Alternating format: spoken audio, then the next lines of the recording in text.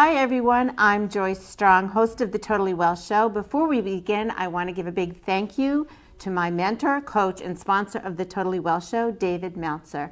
David is the host of the #1 entrepreneur podcast, The Playbook, a top 100 business coach, author of the #1 new release, Game Time Decision Making, and was named Sports Humanitarian of the Year by Variety.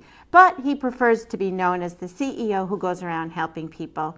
Learn more about David Meltzer at www.dmeltzer.com and text him at 949-298-2905 to get notified when he is in your area hosting a meetup.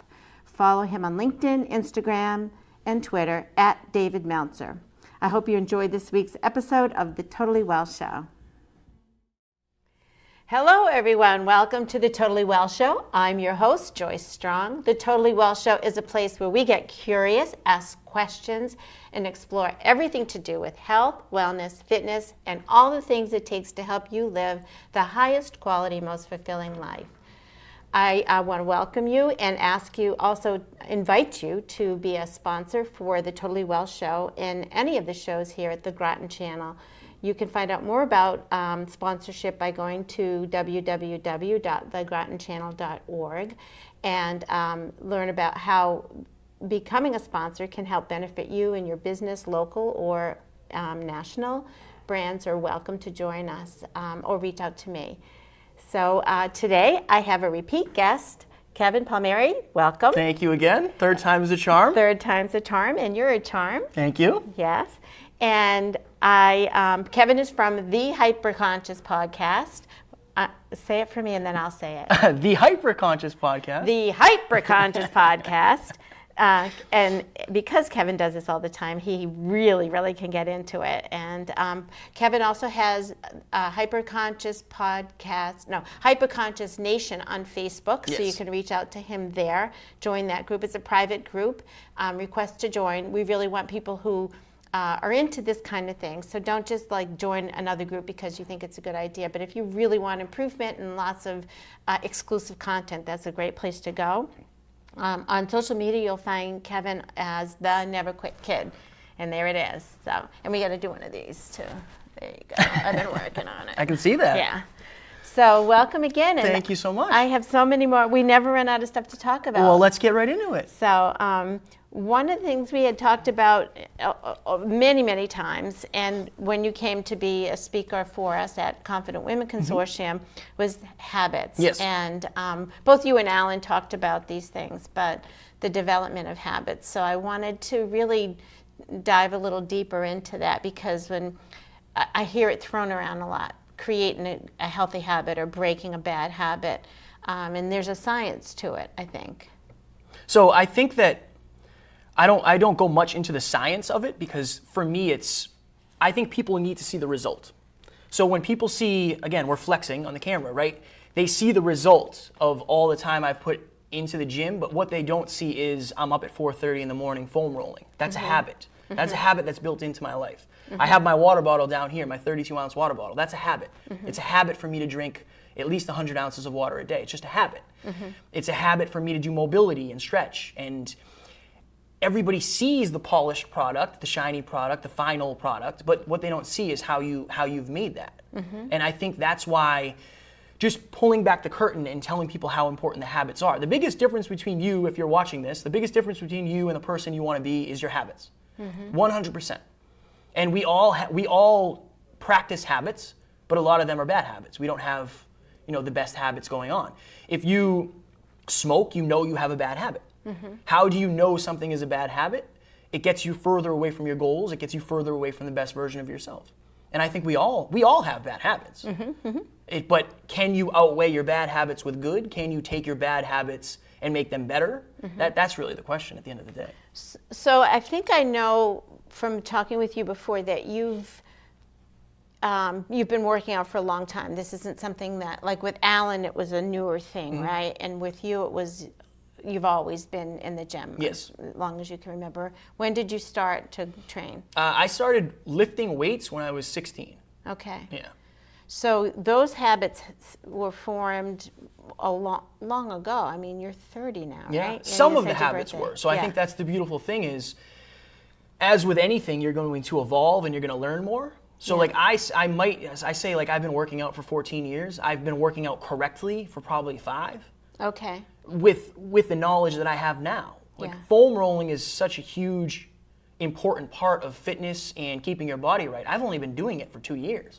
Now that's on me. Yeah. That means I have a lot more to learn, and that has time to catch up, right? So that's just a newer habit. I might have been putting in the physical exercise for a long time, but was I doing the things that go along with that really help that and boost that? So just for our listeners' sake, I think foam rolling has to do more with helping your body recover. Yeah. It's myofascial release, basically. So if you have like a knot, it's very similar to what happens when you get a massage. When you get a massage, they're putting pressure on certain things. So I do it before my workouts to loosen up. Yeah. And then after like a heavy leg day, I'll do it the next day just to break up, the tissue so I don't like get super, super sore. Yeah. But it's one of the most underutilized things. It hurts. Yeah. It's not enjoyable, so most people don't like to do it. And it looks really weird. It does look very weird. It does look very weird. But again, a lot of the habits we do are strange. Yeah. But what you do every day becomes normal. And that's why if you're foam rolling every day, like I am, it's normal to you. It's just I wake up and I foam roll. I'm like a dog. I go do it. Yeah. It's just a habit. One of the reasons I think I'm a better hockey coach than a lot of people, I started when I was 20 years older than you are now. So I was 50, right? But I think I'm a better coach than a lot of people who played in high school and college, because I remember the very little steps I had to do to get there. They're very fresh to me now. And I'm wondering if you could travel back in time in your mind and think of when you were first going to the gym and everything was fresh and new. If you can remember or tell us like some of the starting points for where you began the habits there for the things that you're so much. Back then it was just about looking good. Yeah. And when you're 16, I was a smaller kid. Like I'm 5'6". So in high school, I always felt smaller than everybody else. I think your mother posted pictures of you. Oh, she definitely did. She definitely did. She loves to do that on my birthday. I appreciate it. You had pretty skinny little arms. I was just a little dude. Yeah. So I always tell people I can't grow up. Yeah. Like, taller, but I've always been able to shape my body the way I wanted to. Yeah. For me, it just started as a goal. It started as an intention, a desire. I wanted to be in shape. I wanted to have muscles. I wanted to look big. So you had a lot of motivation, or purpose behind it. Yeah, but so I think one of the earliest steps to anything is surrounding yourself with people who do the same thing. Okay. Even when I was 16, my best friends were in shape, and they were working out. We'd work out together. I truly believe. I mean, you could look at it, I guess, 2 ways. I truly believe that's why I hang out with the people I do today. Mm-hmm. But I also believe that that's why my friends are in such good shape, because we motivate each other. Yeah. And it's, again, when Alan and I got to Florida for traveling, we went to the gym. Mm-hmm. When I went to Toronto, we went to the gym. When I went to England with my friend, we went to the gym. Like it's part of my life. It's a habit. Mm-hmm. It's a habit. Just like, again, some people have the habit every Friday night to go out drinking, right? If you're in college and that's one of your habits, no judgment on you, but that's a habit. Mm-hmm. You could easily replace that with something else, a different habit, a better habit. Yeah. So I think. So these are not optional. This is like brushing your teeth. It's like the must-haves. Yeah. Wherever I am, and I take days off. Yeah. Of course, I miss days. I think that's normal. It doesn't mean it's not a habit. It means you don't take weeks off. No. Yeah. That's one thing I say is like, we're in a culture now that it's a 21-day fix. It's a 30-day program. Like, get all the results in 30 days. And I don't mean to ruffle any feathers when I say this, but you're not going to get rid of 30 years of bad habits in 30 days. It won't happen. Mm-hmm. I know that. Mm-hmm. I know that. Yeah. So I say, when your wedding comes up, you're so focused on working out for the 20 days prior. I take 21 days off throughout the year, more than that. Yeah. But I'm putting in the work the rest of the time. I could take 21 days off straight and it wouldn't matter. Yeah. Because I'm doing the rest of the year. Yeah. And I think that's the disconnect is we find out, we want the results without the habits. Yeah. But it's what's motivating us to get that result. When you have a wedding that's 2 months away and you realize, oh no, I don't think I'm going to look good in my dress. You didn't do any of the habits prior, so you don't have them built in. So now you have to do a crash diet, or you have to do something extreme that doesn't work. And I think that's the problem. When you have the habits built in, you kind of know why you're doing it.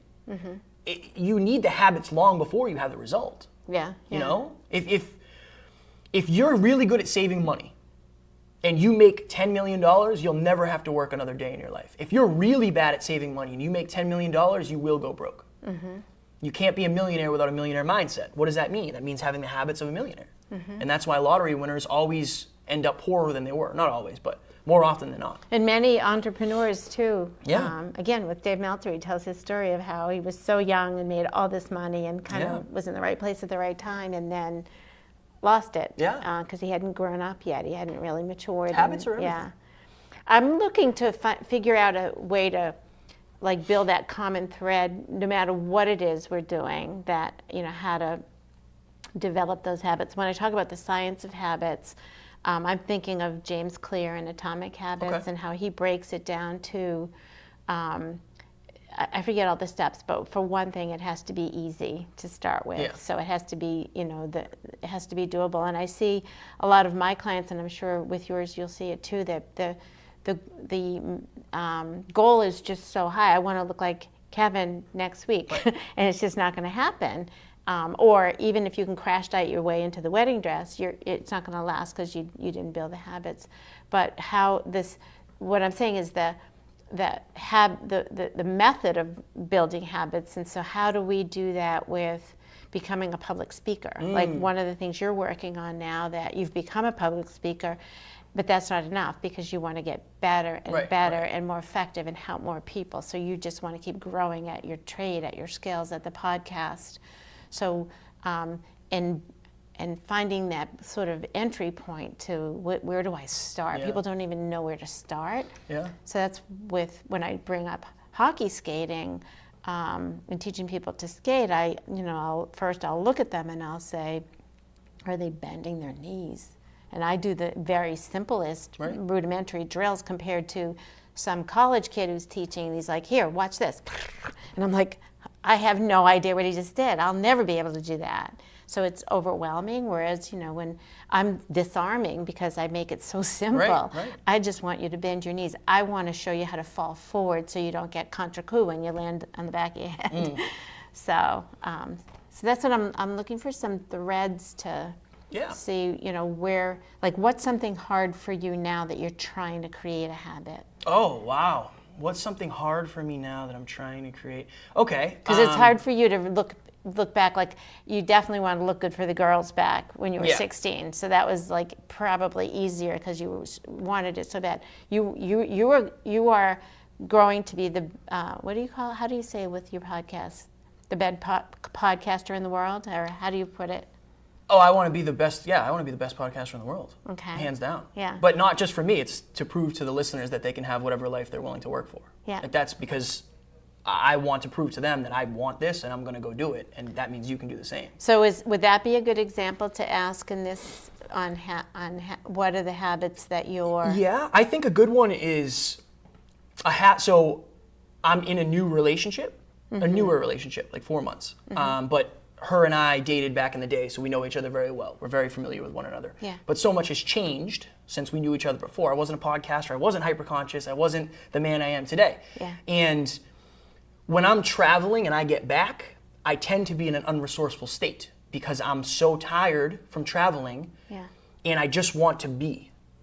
I'm trying to make it a habit to communicate with her better how I'm feeling, especially after a long, stressful week where it looks like I'm on vacation. I'm not on vacation. I'm never on vacation. Even when I'm in a vacation spot, I'm working usually harder than when I'm at home. Yeah. It's the only reason I'm there. Now, do I take vacations occasionally? Sure. When I do, I won't bring my laptop because I'm not trying to work. But when I get home, I need to. It's not even I want to. If this relationship is to succeed, I need to make it a habit to check all that stress at the door and say, this is how I'm feeling. I'm in an overwhelmed state. I'm not in a peak state right now. So I either need a minute. We actually talked about this last night. That's why I brought it up. Yeah. I either need a minute or maybe ask me how I'm feeling. Because the answers I'm going to give you are only a reflection of how I'm feeling. Yeah. If I'm not feeling 100%, I can't give you a great answer. Yeah. It's probably going to be a shorter answer, maybe with more attitude, maybe because I'm stressed out, but I don't ever want to. I guess the habit I'm trying to make sure I create is never taking out my stress on my beautiful, awesome girlfriend. And that's practice. Yeah. And that requires failing. I failed last night. Yeah. It requires failure. Can you tell us how you failed? Yeah, sure. So this could be two things come to mind. One could be the nonviolent communication, and the other could be just with like Brene Brown. You made me think of the story I tell myself, like your message, because it's both of you. It's not just you. Yeah. How she might misinterpret the truth. So, as I said, Alan and I were in Florida, scoping out the event that we're going to be, or the venue that we're going to be speaking at on September 7th. We had to book our tickets. We didn't book our flights yet because there's so much going on. We just went down there. My next logical step is not to book another flight in a month. So I booked my flight with Alan, and I didn't tell Taryn about it, even though she wants to come on the same day. Yeah.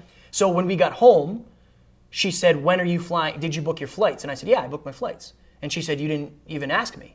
And I was, in the moment, I really wanted to say, do you even understand what my week was like? You have no clue what I'm going through right now. But I had to take a step back and say, I dropped the ball. I did. I dropped the ball. I should have asked you when you were booking your flight, and I should have done it at the same time as you. I'm just so used to traveling with Alan, it wasn't even a thought. I've traveled with Alan everywhere over the past 2.5 years, and nobody else, just me and Alan. Yeah. So this is new to me. Yeah. So I think communication is the most important thing. So what happened next? She looked at the pieces and made a story for herself, because that's what we have to do. So what was the story she told herself? I don't really know, because she de-escalated it so quickly. She's such an awesome communicator. She's such an awesome communicator, and she's really good at that.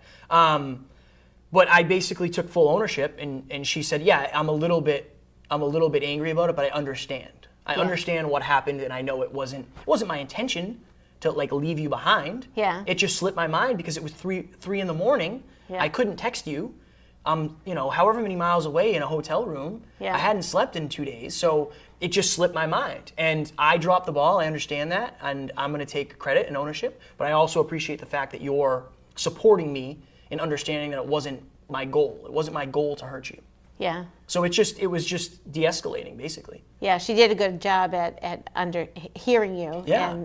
and understanding. But that wouldn't have happened if my next logical step was, do you even understand what I'm going through right now? You have no clue what I'm going. Then that makes everything far worse. That's like pouring gasoline on it. Yeah. So it's not easy, but that's another habit. I want to have the most successful relationship possible. I don't want a regular relationship. It has to be extraordinary. I want it that way. What does that take? Extraordinary habits. Yeah. I won't get it any other way. So the nonviolent communication approach to it would be, and that's Marshall Rosenberg's work, right? We've talked about that before. So that immediate, the thing you didn't say that you held back, congratulations Thank on you. that, that was awesome. I appreciate that. Would have been a judgment. Basically, do you understand is really Right. a backhanded way of saying you don't understand, Right. you're stupid, or something. It would definitely take it, pour gasoline on it. So that's definitely not the right way to say it. But you could make an observation. You could walk in and be like, I'm surprised and a little confused, or you look angry. And maybe you didn't quite understand her response yet, and you needed to get more information from her. You could ask then first. So you make just an observation. That's step one. You could ask for more information. Are you upset with me? Find out, and she then could say. So the observation is step one, not a judgment. So like I said, congrats on not making a judgment. A judgment isn't, I'm disappointed, because I'm just saying, you disappointed me. Yeah, a right. judgment is, I'm sad, I'm angry, I'm confused, I'm surprised. It's a feeling. And that's the second step, because I feel whatever you feel. And then you think about what you need, and you make a request. So in this case, you might even say, I'm scared because I really need you to know how much I love you and want you to come on this trip with me. So you could express your genuine need, and and you could even explain then, these are the things that happened, and now I can see that, I'm just so much in my old habit that I haven't really adapted to this or whatever, there's what you said, however you said it. And would you be willing? And then you make a request, because you can't tell anybody what to do. Right. So that's the whole kind of training wheels of the nonviolent communication. It's hard. It's hard to do it in the moment. Yeah. Because you have to think the only reason most people create extraordinary habits is because they want an extraordinary result. Yeah. If I didn't want the best relationship possible, I wouldn't be able to be as vulnerable. I wouldn't have the why power. Yeah. But I have to. Yeah. And I also coach people in relationships. And I talk about my relationship openly all the time. I don't want to ever have to lie about it. So that means, I want to have the best one. I want to treat her like a queen. I want her to feel unbelievably happy and fulfilled all the time. And it's a habit. And I love that you see it that way, that your willingness to be vulnerable and to have actually expect them. They're going to happen. Yeah, You're human, sure. she's human, she's going to have her times too, and that you're willing to go in and struggle with it because it is new, but recognize then, to me, I guess it's like an opportunity for greater intimacy. Yeah, that's exactly what it is. We're more connected after. That's one of her things is I appreciate you being vulnerable. Yeah. So if you're a man watching this, being vulnerable does not make you weak. It doesn't make you less of a man. It makes you more of a man. Yeah. Because it's rare. Well, that's when I first met you, one of the things, both you and Alan, that I was so drawn to is how at your age, just 30-year-old guys being so hyper-conscious, so self-aware, and so vulnerable, not only vulnerable, but wanting to be more vulnerable. And I'm seeing these muscles, and I'm like, these two things, that I don't usually see them together. So I really just love that about you. I appreciate that. That's a result of wanting something extraordinary. That's all it is. And you've been a student of it. You've been seeking it out. I want to be, I don't, so I was listening to a book by John Maxwell. There's two ways to look at things, either goal setting or growth setting. So a goal mindset versus a growth mindset. Mm-hmm. A goal, if you're a goal setter, you're looking for a result on the goal. You're thinking, how long will it take me to get this? If you're growth driven, you're looking and thinking, what can I make of this? How far can I push this? Mm-hmm. I don't want to just get to a certain point. I want to be the best humanly possible at that. And I think that's reverse engineer what that'll take. Like you asked earlier, what are the initial steps? Mm-hmm. What will it take for you to get that? With my clients, we literally create, and I adopted this from Alan, we create anywhere from 3 to 5 things that they do every single day. So 3 in health, 3 in wealth, 3 in love, okay? If it's health, you're weight training, you're sending me your calories, and you're weighing yourself every day, okay? If you do those 3 things, I guarantee I can help you lose weight. Boom. That's reverse engineering weight loss. Then when maybe relationships is a different one, maybe wealth is tracking your finances, reaching out to prospects. You first, in order to reverse engineer and build habits, you have to know the result you're looking for. For me, it's an extraordinary relationship. What do I have to do? Okay, do that. What do I have to do every day? Okay, all right, now we do that. It's like creating a vision. Yeah. That really having a very clear vision, and I love that term, reverse engineering. So to that and creating that first step. Yeah. I wanted to make sure we have enough time today to talk about something else we were talking in the preamble about, which is confidence. So we talked a little bit about habits and the confidence, the drive to 5, and self-esteem. Those kinds of those things kind of tie together. We don't have a ton of time. We have about 6 or 7 minutes left. Okay. So. You want me to jump into the drive to 5? You can quickly maybe describe drive to 5, but then I want you to bring in compare and contrast those 2 words, confidence and self-esteem. All right, let's see what we can do. All right, so the drive to 5 is something that Alan and I created basically for our podcast listeners. So think of it this way: it is a scale. On the left is the number 0. On the right is the number 10. In the middle is 5. 0 is somebody who has very low self-esteem. They do not take action because they're afraid of failure. They're afraid to get mentors. They're afraid to get rejected. They're afraid to look bad. and they're usually somewhat pessimistic because they assume everything goes wrong. So that's a 0. On the polar opposite, you're looking at a 10. This is somebody who might be super arrogant. They don't think they need a coach because they think they know everything. They don't take action because they wait for something to be perfect, and there's no such thing, right? And they're usually overly optimistic because they assume everything is going to go amazing. In the middle, the 5, that's basically somebody who is confident yet humble. That's somebody who understands they don't know everything, but they can figure it out. That's a huge thing. Knowing that you don't know everything is a huge thing for everybody, right? So basically, if you're a 0 or a 10, you require action. No matter where you are when it comes to confidence or self-esteem, you require action. If you lack confidence, you require action to build proof. If you have too much confidence, some would say arrogance, you require action to build humility.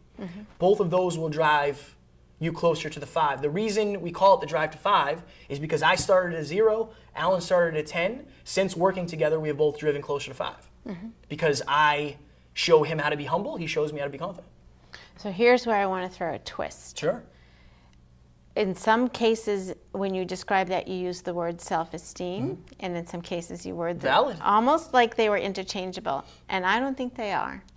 So self-esteem to me is basically an overall look of yourself, your self-worth, and your self-value. And then confidence, I think confidence most of the time is situational. Like I was telling you in the preamble, I'm far more confident now at the airport because I've been there far more often. Now I can go by myself and it's fine.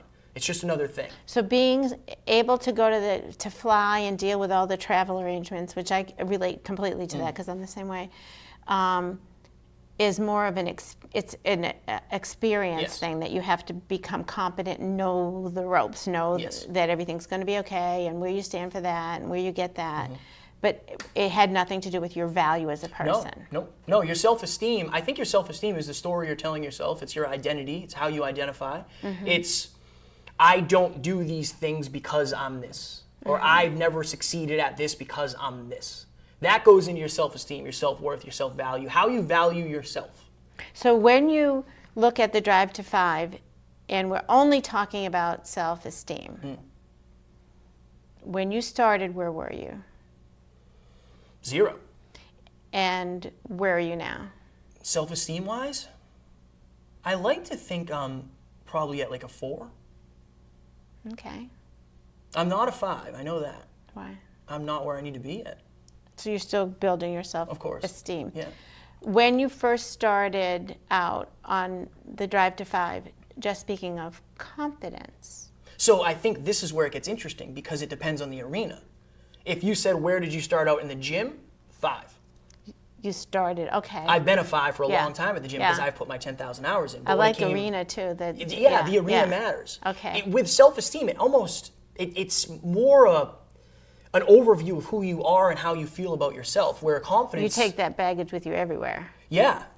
But confidence at the gym, my self-esteem is the highest it can be because I'm very proud of my body. Yeah. Where public speaking, my confidence started at a 0. Where are you now on public speaking? Oh man, probably a 4. That's nice. Yeah. That's a big jump. Yeah. It's interesting. But again, I've done 200 podcasts.